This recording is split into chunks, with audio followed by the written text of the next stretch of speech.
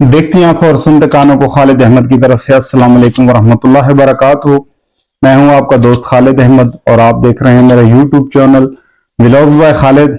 अच्छा, हमने एक सफर का आगाज किया हुआ था पाकिस्तान से तुर्की का, जो मैंने खुद डंकी लगाई है, एक नाकाम डंकी लगाई है। उस सफर के बारे में, उन मुश्किलात के बारे में आपको बता रहा था। तो बीच में कुछ और वीडियोस अपलोड होगी, पार्ट 1 और पार्ट 2 हमने बनाया था, फिर बीच में और वीडियोस अपलोड हो गई, कुछ काम मसरूफियात हो गई, उसके लिए मैं माजरत चाहता हूँ कि अपना सफर कंटिन्यू नहीं कर पाया, आपके साथ शेयर नहीं कर पाया। तो सफर का आगाज करने से पहले, वीडियो का आगाज करने से पहले मैं दरख्वास्त करूंगा कि जितने भी मेरे भाई चैनल पे नए हैं, बराए मेहरबानी चैनल को सब्सक्राइब कर लें, बेल वाला आइकन को, बटन को दबाना ना भूलें और ऑल वाले नोटिफिकेशन को जरूर ऑन कर लें, ताकि मेरी आने वाली हर वीडियो सबसे पहले आपके पास पहुंचे। वीडियो अच्छी लगे तो बराए मेहरबानी लाइक भी कीजिएगा और दूसरों तक शेयर भी कीजिएगा, शायद इससे कोई सबक हासिल हो। तो चलते हैं अपने सफर की तरफ। पार्ट 2 में मैंने बताया था यकमच पहुंचने तक, यकमच में हमें कैसे, जैसे ही पहुंचे यकमच में उतरे तो वहां पे हमारा जो बंदा लेने आया हुआ था उसकी जगह एक और बंदा आ गया, एजेंट एक और आ गया, उससे काफी बहस तलब भी हुई। उसके बाद जो है वो सही बंदा आया, उसने वो हमें ले गया। अच्छा जी, उसने जाके हमें एक कमरे में बंद कर दिया। हमने एक दिन भी वहां गुजारा, दूसरा दिन भी वहां गुजारा, और गुजारा इस तरह के, एक छोटी सी जगह थी, बैठे रहते थे तो बैठे रहते थे, लेटते थे तो लेटे रहते थे। ना पता होता था दिन कब हो रहा है, ना पता होता था रात कब हो रही है, क्योंकि बंद थी वो। एक छोटी सी खिड़की थी, वो उनके घर की तरफ खुलती थी, तो वो मना करके रखते थे कि ये नहीं खोलनी, और बाहर के गेट का जो है वो आगे से ताला लगा देते, कुंडी लगा के ताला लगा के चले जाते थे। अच्छा जी, तो वहां पे खाने का कुछ यूं सिस्टम था कि आपने नाश्ता करना है तो भी 200 रुपया देना है, दोपहर का खाना खाना है तो भी 200 रुपया देना है, शाम का खाना है तो भी 200 रुपया देना है। और खाने में क्या होगा, 2 रोटियां आएंगी पतली पतली, चपाती सी ना, वो आएगी, और सालन इतना कोई बदमजा कि बंदा कह भी नहीं सकता। रिज़्क है, खैर बुरा नहीं कहना चाहिए, अल्हम्दुलिल्लाह उस टाइम ये भी मिला, अल्हम्दुलिल्लाह शुक्र है। अच्छा जी, क्या होता है कि तीसरे दिन जो है वो बंदा हमें सुबह सुबह उठाता है, फजर की अजान के थोड़ा बाद ही, और कहता है कि तैयारी करो, आपकी गाड़ी आने वाली है, आपको आगे निकालेंगे। हमने कहा ठीक है जी। तो हम इसी असना में बैठे थे कि वो बाहर चला गया था। जैसे ही बाहर असना में बैठे थे कि अभी गाड़ी आ रही, गाड़ी आने से 5 मिनट पहले आया, कहता जी 1000 रुपया दो। हमने कहा जी किस चीज का 1000 रुपया दे? कहता भाई ये हमारा हक बनता है, हमारी मिठाई होती है, हम आप लोग यहाँ आते हैं, हम लोग आपकी खिदमत करते हैं, आपके जो है वो ख्याल रखते हैं, तो 1000 1000 रुपये हमारे लिए बनता है। हमने कहा भाई एजेंट ने तो कहा था कि सिर्फ जो आपने 7000 रुपया देना है उधर इधर सदाबहार होटल पे, वही है। हम तो वो देख के आए हैं, आगे फिर हमें नहीं पता, हमने और पैसे नहीं देने। वो अच्छा खासा गर्म हो गया हमारे साथ, तो कहते तुम लोग एजेंट को अपने को कॉल करो। खैर, जोंग जैव ये वहां नहीं चलती यकमच में। मैंने अपने मोबाइल पे सिग्नल देखे नहीं था, एक बंदे के पास टेलीनार और यूफोन ये दो चलते थे, एक बंदे के पास अल्लाह की यूफोन की सिम निकल आई। हमने 5 बंदे जो थे एक एजेंट के थे, 2 बंदे जो थे वो किसी अलग एजेंट के थे। नाम था ऐसे ही, मैं उस बंदे का नाम नहीं लेना चाहता, राणा राणा कहते थे, अब पता नहीं मेन नाम क्या था, मुझे नहीं पता। अच्छा जी, उसको हमने कॉल की तो आगे से वो कहता है, वही जो कहानी जो सुनाते हैं एजेंट, कि भाई कोई नहीं मसला, आप 1000 1000 रुपया दे दें, मुझे भी शक कम दे देना, लेकिन यहां से अभी आप लोग निकले 1000 1000 रुपये दे दें। हमने कहा भाई हमारे पास इतने पैसे हैं ही नहीं, आगे हम लोग क्या खर्चा करेंगे? तुमने कहा था आगे कोई खर्चा नहीं, इसलिए हम तो पैसे उतने ही लेके आए कि बड़ी मुश्किल से हमारा खाना पीना होगा। तो ये कह के उसने, हमने जैसे ही कहा ये, उसने भाई कॉल बंद कर दी एजेंट ने। अब क्या करें भाई? हमने कहा भाई हमारे पास इतने पैसे नहीं है, 500 ले लो, हमारे पास इतने नहीं है। खैर 500 रुपया दे के जैसे तैसे, अल्लाह की गाड़ी आ गई, गाड़ी ने हारन शारन देने शुरू कर दिया। उसने कहा ठीक है, जो आ रहा है वो तो आए। 500 रुपया उसको दिया, और गाड़ी में जैसे ही गाड़ी तरफ बढ़े, एक डबल डोर डाला था, पुराने मॉडल का था लेकिन था जबरदस्त किस्म का, यानी कि चलने में, बाद में हमें पता चला कि ये फिट गाड़ी है, मैकेनिकल फिट था, लेकिन था पुराने मॉडल का, डबल डोर डाला था। अच्छा, ड्राइवर की जो इतनी इतनी दाढ़ी, ठीक है जी, उसने हमें तरतीब से बिठाया। एक लड़का था, थोड़ा तेज तरह दाढ़ी रखी हुई थी उसने, हल्की हल्की दाढ़ी थी उसकी भी, यानी कि इतनी थी ना, यंग ही था बिल्कुल। तो कहता है मैंने आगे बैठना है। तो उसने कहा भाई मैं ऐलान अभी से कर दूं, जो बंदा आगे बैठेगा 1000 और जो उससे पिछली सीट पे बैठेगा 500-500 रुपया। खैर भाई ठीक है, जिन्होंने दिए वो आगे बैठ गए। हमने कहा यही तो बॉर्डर है, यही नजदीक है, इंशाल्लाह हम लोग अभी क्रॉस कर लेंगे, आगे पहुंच जाएंगे इसमें ईरान में। तो क्या फर्क पड़ता है पीछे बैठे या आगे बैठे, हमें क्या पता था कि अभी एक और स्टॉप आएगा, फिर उसके बाद एक और स्टॉप आएगा, फिर कहीं जाके हम लोग ईरान में जाके घुसेंगे। हमें तो इस बात का इल्म ही नहीं था। हमने तो कहा बस ये बॉर्डर एरिया है, जिस तरह का उसने हमें बंद करके रखा हुआ था। हमने कहा यही बॉर्डर एरिया, बस इधर से अभी बिठाएंगे गाड़ी पे और सीधा ईरान। एजेंट ने कहा था तुम्हें 2 कदम भी नहीं चलना पड़ेगा, जो उनकी राम कहानी होती है जैसे वो सुनाते हैं।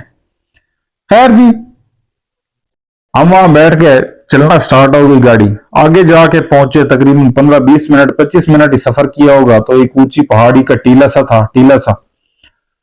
उस पे एक डबल डोर पिकअप बड़ी गाड़ी खड़ी थी, उसके 4-5 इर्द गिर्द बंदे खड़े थे। उस ड्राइवर ने सीधे रोड से हटा के, मेन रोड से गुजार के नीचे की गाड़ी एक गैल सी बनी हुई थी, उसमें से हटा के उन्होंने सीधी उस तरफ कर दी।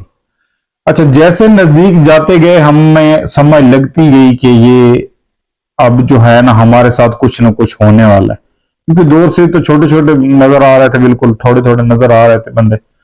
उनके पास क्या है क्या ये नहीं है ये हमें नहीं पता था। नजदीक जाके पहुंचे तो हमें पता चला जी उनके पास जो है, समझ रहे, काली नली वाली थी ऑटोमेटिक मशीनें। उसने जो है नीचे आके गाड़ी रोकी, वो ऊंची जगह पे खड़े थे, तो 2 बंदों ने, अभी हम रुके ही नहीं है गाड़ी, उन्हें सीधी करनी है ऐसे, भाई हाँ खबरदार भाई कोई भागना नहीं। हम पहले ही जाम हुए पड़े थे डर के मारे से, हमने और किधर भागना है भाई। हेलो जी, ड्राइवर साहब भी उतरे, उन्होंने भी अपनी गन निकाली है। कहता डरना मत, ये मुजाहिदीन है, ये लोग रोकते हैं, इनको इधर टैक्स देना पड़ता है।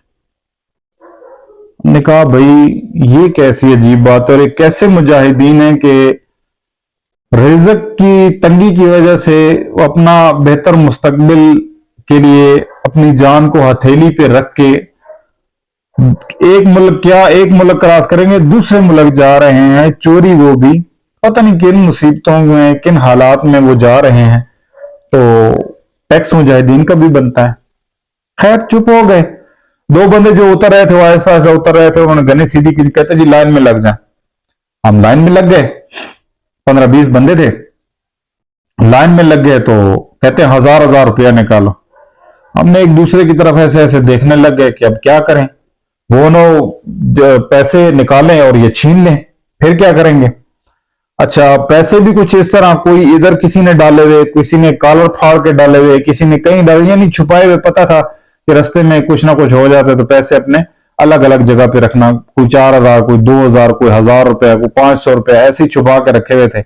बटुए में 3-3, 4-4 हजार रुपया पड़े थे। हमने कहा ये निकाले तो ये सारे हो सकता है, ले सकते हैं भाई। वो उस टाइम पावर में थे, और इसके सामने भाई साहब, बंदूक के सामने जब बंदा खड़ा हो जाता है ना, तो अच्छे अच्छे बदमाशों की भी हवा टाइट हो जाती है। और हमने थे 2-3 बदमाश जिनकी हवा ऐसे टाइट हो गए थे, लाल हो गए थे वो बंदे, ठीक है, पीले, जर्द पीले, लाल पीले हो गए थे डर के मारे से। ये तो बाद में जब सफर में बंदा बैठता है ना, तो पता चलता है कोई किधर की छोड़ता है, कोई किधर की छोड़ता है। जब एन मौके पे आते हैं ना बंदे, उधर ठोस कर जाते हैं। एक था हमें भी बदमाश, उसकी भी आगे स्टोरी मैं आपको इंशाल्लाह जरूर बताऊंगा। हमारे साथ एक अरीस लड़का था, बिल्कुल 14 साल का या 15 साल उसकी उम्र होगी। एक उसका बहनोई था, एक लड़का था काका, और एक और मूछों वाला लड़का था, उसका मुझे नाम याद नहीं आ रहा, 2 लड़कों का याद नहीं आ रहा। एक दर्जी का काम करता था, अनीस बच्चा था, और वो दूसरा जो था वो भी दुबई में रह के आया था। खैर अच्छा, वो बदमाश भी ठोस हो गए। तो जब हमारी हालत ड्राइवर ने देखी, वो हमारे पास आया, वो कहता है 1000-1000 रुपया दे दो, ये टैक्स ये लोग लेते हैं, सबसे लेते हैं, एक हमसे नहीं ले रहे, सबसे लेते हैं। तो हमने कहा ठीक है जी, एक दूसरे की तरफ देखा, सरगोशी सी की, कहा कि ठीक है यार दे देते हैं, हम जाना तो है, क्या करें। अब इनके सामने ना भाग सकते हैं ना कोई बात कर सकते हैं, क्यों ऐसे खाम खा पंगा लेते हैं, फायदा कोई नहीं है। अच्छा, 1000-1000 रुपया वहां दिया, गाड़ी में सवार होने ही लगे थे कि ऊपर से जो उनका मेन को बंदा था ना, अच्छा खासा तगड़ा बंदा था, 6-6.5 फुट उसकी हाइट थी, इतने इतने बाल रखे हुए, इतनी इतनी दाढ़ी रखी हुई, बंदूक से कलेशन लगी हुई, इधर साइड पे पिस्टल भी लगा हुआ। वो आ गया, कहता है रुको अभी मत बैठना। हम फिर सीधे वैसे ही खड़े हो गए ताबेदार की तरह, हाथ बांध के ऐसे। कहता है ये बताओ कि तुम लोगों में से अहले तशी कौन है। हमने कहा अब ये नवा कट्टा कौन सा खुल गया। मेरे खैर जहन में थोड़ा सा ना मैंने जहन दौड़ाया कि अहले तशीयों को जो है यहाँ पे बलूचिस्तान में बड़ा बुरा माना जाता है, खासकर मुजाहिदीन में। तो परेशान हो गए, तो कहते हैं जी कोई भी नहीं है। और एक से पूछा हाँ तुम कौन हो, उसने कहा अहले सुन्नत जमात से। किसी ने सुन्नी कहा, मुझसे पूछा, मैंने कहा जी अहले सुन्नत जमात से। कहता है नहीं, अपने अपने नाम बताओ, पूरे पूरे नाम बताओ और वालिद के भी नाम बताओ। हमने अपना अपना नाम बताया, मैंने भी अपना नाम बताया, खालिद अहमद वली गौर खान।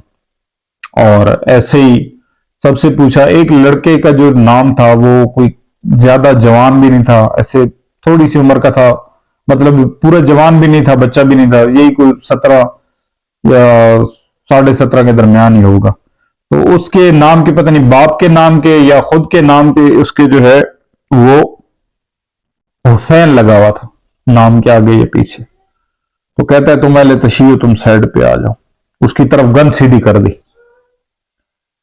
बंदे ने कहा कि नहीं खान भाई ये ऐसा ना करें, ये नहीं है अहले तशी। कहता है जी अहले तशी इसके नाम में हसन है या हुसैन है, ऐसी कुछ नेम था। तो माजरत जी। अच्छा, तो वो उस पर गन सीधी कर ली। कहता है तुम्हारे नाम में हसन या हुसैन है तो तुम अहले तशी हो, कपड़े उतारो। वो अब बेचारा कलेक्शन के सामने खड़ा हो कि क्या करता क्या ना करता। वही बात है कि जान बचे सो लाखों पाए। तो उसने सही समझा, उसने कमीज उतारी, कमीज उतार के उस जालिम ने बड़े सख्त किस्म से उसे पकड़ा, उस कमसिन से बच्चे को, और ऐसे ऐसे आगे पीछे घुमाने लग गया। घुमाते घुमाते उसको देख रहा था कि कहीं वो मातम करता है ना अहले तशी लोग, तो भाई उसका निशान ना हो। खैर उसके निशान नहीं थे, अहले सुन्नत जमात से था। तो उसने फिर उसको कहा कि कमीज पहन लो, लेकिन ये आगे से हसन या हुसैन ये हटा दो अपने नाम से। उसने कहा ठीक है। अब वहां पे क्या बोलता वो बेचारा। अच्छा जी, गाड़ी में सवार हो गए। गाड़ी में सवार होके हम लोग निकले, तकरीबन 2-1 घंटे जो है हम लोग हमारी गाड़ी चलती रही। एक जगह ऐसी आई कि रेत सी आ गई, मतलब ऐसे जैसे पथरीला थोड़ा इलाका होता है लेकिन रेत भी होती है। तो ऐसे 2 सड़कें बनी हुई थी, कच्ची सड़कें थी, कच्चे रास्ते थे। एक पे भी जीप आ गई, दूसरे पे हमारी गाड़ी आ गई। हमारी गाड़ी स्लो होती तो वो भी गाड़ी स्लो होती, और हमारी गाड़ी तेज होती तो वो भी तेज होती। अच्छा, एक जगह पे सही हमारे ड्राइवर ने भगा के ना ब्रेक मारी है, वो गाड़ी जो है आगे निकल गई, ये रुक गया। इसने अपनी गन निकाली है, गन निकाल के आगे पीछे कहता है कि भाई ये गाड़ी मुझे दुरुस्त नहीं लग रही है, सही नहीं लग रही है, तो हो सकता है खतरा हो। अगर जैसे ही मैं गाड़ी साइड पे रोकता हूं और मैं अपनी बंदूक लेके जंग, वो जिस तरह की उसको उड़ गई, कहता है मैं जंग शुरू करेगा तो आप लोगों ने जमीन पे लेट जाना है, भागना नहीं है, ठीक है। हम डर गए भाई, और भी हमारी हवा जो है वो टाइट हो गई। अच्छा, आगे जाके जैसे ही देखते हैं तो वो एक 2 राहें ऐसे मिलते थे, 2-3 रास्ते ऐसे मिलते थे, एक चौक था, हमने सीधा जाना था। तो उस रास्ते पे वो सेंटर में खड़े हो गए। अच्छा, दूर से नजर आ रहे थे, वो थोड़े आगे निकल गए थे। तो वो कहता है वो सामने खड़े हैं, हो सकता है लूटने के चक्कर में हो सकता है तुम लोगों को अगवा करने के चक्कर में हो, लेकिन मैं तुम लोगों को इनके हत्थे नहीं लगने दूंगा, मैं इनके सामने जंग करूंगा, इंशाल्लाह तुम लोगों को सेफ पहुंचाऊंगा। हमने कहा चलो, इतना भी खैर है, इतना हौसला दे दिया, ये भी बड़ी बात है। अच्छा, उसने अपनी गन नीचे उधर ही खड़े हुए लोड की और एक लड़के को पकड़ा दी। कहता है जैसे ही मैं गाड़ी रोकूं और निकलूं मुझे गन पकड़ा देना। ठीक है जी। आगे जो लड़का उसके साथ बैठा हुआ था उसने गन पकड़ ली। खैर जैसे जैसे हम लोग नजदीक जाते गए, उस जीप में से बच्चे जो है ना, 1 बच्चे और एक थोड़ी मेरी उम्र का कर लें 25 साल का या 30 साल का बंदा जो है वो उतर के खड़े हो गए। जब हमने और उस ड्राइवर ने बच्चों को देखा तो उसने थोड़ा तहम्मुल किया, गाड़ी स्लो की, उनके पास जाके रोकी और पूछा उसने अपनी बलोची जबान में कि क्या मसला है। तो उसने कहा हमें कोई मसला नहीं है, हम लोग तो आप लोगों के लिए रुके हैं कि अगर पानी चाहिए या कोई खाने पीने की चीज चाहिए तो हमारे पास है, हमने रखी हुई है, हमारे ऊंट इधर चल रहे थे तो हम आगे जा रहे थे, हमने जब देखा मुसाफिरों वाली गाड़ी तो हमने सोचा क्यों ना इनके साथ थोड़ी सी हेल्प कर दी जाए। अच्छा, उस बंदे ने, अल्लाह पाक उसको भला करे, उसने हमें पानी भी पिलाया ठंडा। ठंडा पानी था, सर्दियां भी थी, ठंडा पानी था, उसके बाद ठंडा पानी भी पिलाया, बिस्किट भी दिए हमें एक एक पैकेट, हमने वो भी खाए, नाश्ता नहीं किया हुआ था तो वो खिलाया, उसके शुक्रिया अदा किया, हाथ मिलाया और उसने इतना कहा कि मेरे लिए दुआ करना। वो बलोची में से पूछने लगे कि यहाँ सहरा में क्या करो, तो उसने दिखाया दूरबीन में कि उसके ऊंट काफी सारा, कहीं बड़ा उसका रेवड़ था ऊंटों का, तो वो ऊंट चरा रहे थे। खैर जी, वहां से हम लोगों ने खा पी के फिर गाड़ी में सवार हो गए और तकरीबन गाड़ी चलती रही चलती रही चलती रही, और रास्ते में इतनी धूल मटी कि मेरे पास एक पतली सी चादर थी, मैंने इतना इतना नकाब सा कर लिया बांध के सर पे ना, इतना इतना कपड़ा बांध के, मतलब आंखों से हल्का सा नजर आए, और कपड़े ऐसे करते थे ना तो इतनी इतनी रेत भाई झोलियों में से गिरती थी, इसमें से झोली की हुई थी ना। खैर एक जगह पे पहुंचे, वहां थोड़े से खजूर के दरख्त थे, एक तालाब सा बना हुआ था, टूटियां लगी हुई थी, एक कच्ची सी बड़ी प्यारी मस्जिद छोटी सी थी, और बड़ी सहरा में एक बड़ी प्यारी सी मस्जिद छोटी सी बनी हुई, छोटे छोटे उसके मीनार बने हुए। तो वहां पे कुछ बच्चे भी थे जिनके पास लेज वगैरह, बिस्किट वगैरह, पानी की बोतलें ये थी। तो वो ड्राइवर उतर के कहता है, इधर मैं नमाज पढ़ूंगा, तुम लोगों की हालत अगर नमाज पढ़ने वाली है तो पढ़ लो, वरना जो है मैं नमाज पढ़ के यहाँ से कुछ खा पी लो, थोड़ा थोड़ा खा लो, हम लोग आगे सफर करेंगे अभी। हमने पूछा आगे सफर कितना है, कहता है 4-5 घंटे का और सफर है। हमने कहा भाई अल्लाह ही खैर करे। अच्छा, हम किस गलत फहमी में 7 बंदे कि हम जो है अभी ईरान में घूम रहे हैं, ठीक है। हमें एक दो गाड़ियां नजर आई ना नीली, जिनमें पेट्रोल और डीजल स्मगल होता है ईरान से, हमने वो देखी ना, तो हम लोग अक्सर कहते थे कि लोग कहते थे कि नीली गाड़ियां जब नजर आए तो समझे आप बॉर्डर एरिया में। तो यकमच खास मेन जगह है जहां पे पेट्रोल या डीजल आके उतरता है।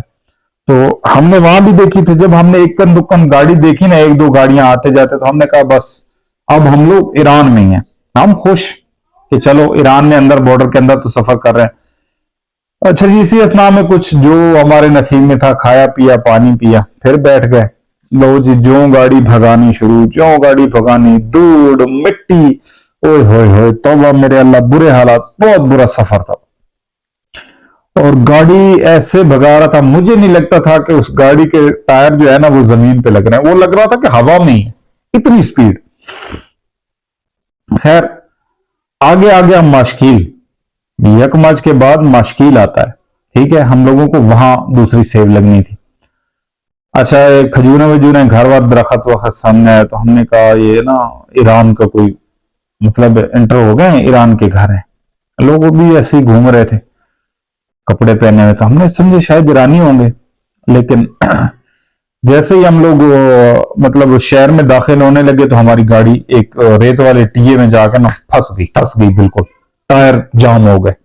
फिर सारे उतरे, कोई पीछे से धक्का लगा रहा है, ड्राइवर ने रस्सा निकाला, कोई 10-12 बजे आगे से खींच रहे हैं, गाड़ी भी जोर लगा रहा है और हम लोग धक्का भी लगा रहे हैं। अच्छा जी, ये कर रहे हैं, करते करते क्या हुआ कि गाड़ी अल्लाह किया निकल गई। गाड़ी पे सवार हुए, 2-4 मिनट आगे गए होंगे, आके एक सरकारी कोई हल्की छोटी सी बिल्डिंग बनी हुई थी, जैसे कह लें कि कोई डिस्पेंसरी वगैरह, या स्कूल तो नहीं हो सकता, डिस्पेंसरी होगी, छोटी सी डिस्पेंसरी ही होती है ऐसे एरिया में। तो उसमें जाके उसने छोड़ दिया, हम लोग अंदर दाखिल हो गए। कहता है इधर अंदर बैठ जाओ, अभी तुम लोगों को बंदा आ जाएगा, दाढ़ी वाला होगा। हम लोग जाके बैठ के कपड़े शपड़े झाड़े, जो पानी पास था वो पिया, कुछ मुंह पे धोया, कुछ आंखों में मारा, बहुत ज्यादा रेत चली गई थी। अच्छा, वहां पे बैठे एक बंदा आ गया, अस्सलाम वालेकुम। वालेकुम सलाम। हमसे पूछते हैं, हाँ भाई आप किसके मुसाफिर हो, हाँ भाई आप किसके मुसाफिर हो, हाँ भाई आप किसके मुसाफिर हो। 15-20 बंदे थे हम लोग। तो सब ने जिस जिसके जैसे ही आप step by step sales change होते जाते हैं, जगह से दूसरी जगह बदलती है, तो वैसे ही एजेंट का नाम भी चेंज हो जाता है। तो वहां से पूछते हैं, हाँ भाई तुम किसके मुसाफिर हो। मुसाफिर कहते हैं क्या नाम है, कि एजेंट का क्या नाम है, किसके मुसाफिर हो, तो बताना पड़ता है। हमने कोई ऐसे ही नाम था, अकबर नाम था, उसी का हमने बता दिया कि अकबर के मुसाफिर है। तो उसने कहा ठीक है, मैं इतने बंदे अकबर के, ये फलाने के, ये महबूब के, ये हाजी के, ये फलाने के, सारे गिनती कर लिए। तो कहता है जी खाना खाना है आप लोगों ने। हमने कहा जी बिल्कुल हमने खाना खाना है। कहता है भाई बंदा अच्छा था, वो बहुत अच्छा बंदा था, नाइस बंदा था। अच्छा, उसने कहा जी 150-150 दो। 150-150 दिया हमने। उसने हमें रोटी ला के दी, सालन ला के दी। था तो बकबका होटल का था या पता नहीं घर का बना हुआ था, अजीब सा खाना था। खैर हमने खाया, शाम को तकरीबन 7-8 बजे फिर वो दोबारा हमारे पास आया। हमने पूछा गाड़ी आज आएगी, हम लोग आगे निकलेंगे या नहीं। तो मैं एक दो लड़के मेरे समेत जो है ना, हमने उससे पूछ लिया कि इस जगह का नाम क्या है। उसने कहा कि तुम लोगों को इस जगह का नाम नहीं पता। हमने कहा भाई हमें किधर पता है। कहता है तुम लोगों को क्या लगता है तुम लोग किधर हो। हमने कहा हमें तो लग रहा है हम ईरान में। कहता है नहीं मेरे भाई, ईरान अभी बहुत आगे है, ये तो मुश्किल है, ये तो पाकिस्तान में बैठे, अभी तो बॉर्डर भी काफी दूर है। हमने कहा ये सही है भाई। शाम हुई, उसने हमने कहा कि अगर तुम लोगों ने घर का खाना खाना है तो 100-100 रुपया दे दो, अगर होटल से मंगवाना है तो 150-200 रुपए जितना भी खर्चा आएगा तुम लोगों में खाना ला दूंगा। हमने कहा यार घर का ही बना दो। तो उसने चावल बना दिए। इतनी भूख भी नहीं थी क्योंकि 4 बजे 5 बजे तो हम लोग वहां पे पहुंचे थे सेहत में। 4-5 बजे पहुंचे, 7-8 बजे वो फिर दोबारा आ गया, अंधेरा भी था। तो और सर्दियों में भी भाई वहां पे मच्छर। अजीब बात तो ये है। अच्छा वहां पे बैठे जी, उसने खाना ला दिया, मोबाइल की उसने लाइट जला ली, मोबाइल की लाइट जला के खाना वाना खा के कहता है आप लोगों की आज गाड़ी नहीं आएगी, आज आप लोग इधर ही रुकोगे, सुबह निकलोगे। तो हमने कहा यार ऐसा तो ना करें, इधर कितना मच्छर है ये। अच्छा कहता है मैं तुम लोगों को अपने घर ले जाता हूँ, अपनी बैठक में ले जाता हूँ, लेकिन तुम लोग वादा करो ना तो वहां पेशाब करोगे और ना तुम लोगों ने गंद मचाना है, तब लेके जाऊंगा। हमने कहा हम वादा किया कि हम लोग गंद वाद नहीं मचाएंगे, ये वो सारे वादे किए और चलते गए। थोड़ा सा उसके घर साथ था एक बड़ी सी, उसने मुसाफर खाना टाइप बैठक बनाई हुई थी, बड़े जबरदस्त किस्म के। नीचे उसने पठानों की तरह गद्दे लगाए हुए थे, कलीन बिछाए हुए थे, साइडों पे ऐसे तकिए ना, मतलब ऐसे साइडों पे रख के बड़ा उसने ना सिस्टम बनाया हुआ था। अच्छा जी, जैसे ही हम लोग अंदर पहुंचे, जबरदस्त किस्म की बड़ी एलसीडी लगी हुई थी भाईजान, फिल्म चल रही थी और तार बिछी हुई थी, छोटी छोटी जगह पे बोर्ड लगे हुए थे कि मोबाइल चार्ज लगे है ना। बड़े जबरदस्त किस्म की उसने बनाई हुई थी रिहायश। अच्छा हमने वहां पे मोबाइल अपने चार्ज किए, बूट वगैरह उतारे और पानी भी था, मुंह हाथ सही तरह धोया, तो सो गए। सो गए और सबसे पहली बात, जैसे ही हम माशकील पहुंचे उस बंदे ने कहा कि भाई मोबाइल बंद करके मुझे दे दो। हमने कहा यार क्यों मोबाइल आपको बंद करके दे दें, अभी तो हम पाकिस्तान में ही हैं।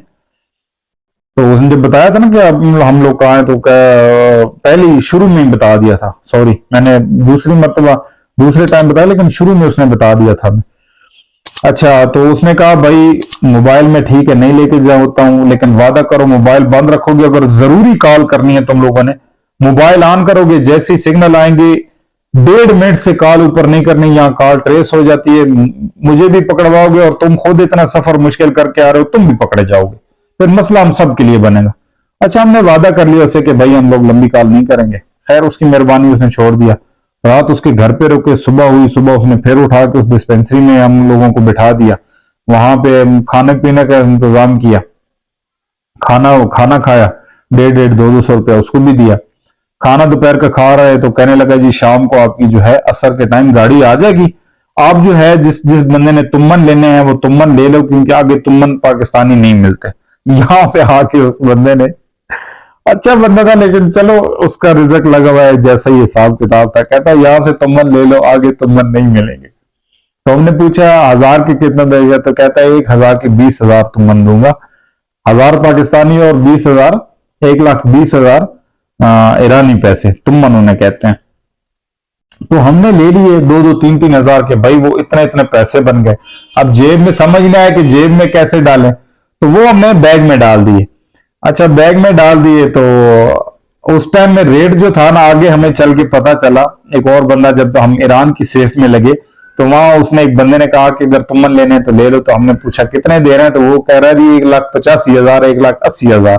बड़े नोट लोगे तो 1,80,000 मिलेगा, छोटे नोट लोगे तो 1,85,000 मिलेगा। ये अजीब सिस्टम था, फिर समझ नहीं आया हमें। तो फिलहाल तो मुश्किल से जैसे ही हम लोगों ने उससे पैसे लिए, असर के टाइम में गाड़ी आ गई, गाड़ी में हम लोग बैठ गए और गाड़ी आके जा भाई एक बंदा था, सूखा सा चरस पी रहा था, लगाई हुई थी उसने, उसके साथ एक छोटी सी उम्र का लड़का था, उसने स्टेयरिंग पे उसको बिठा दिया, वो दूसरी सीट पे बैठ गया, हम लोग बैठ गए, डाला सा था उसमें बैठ गए।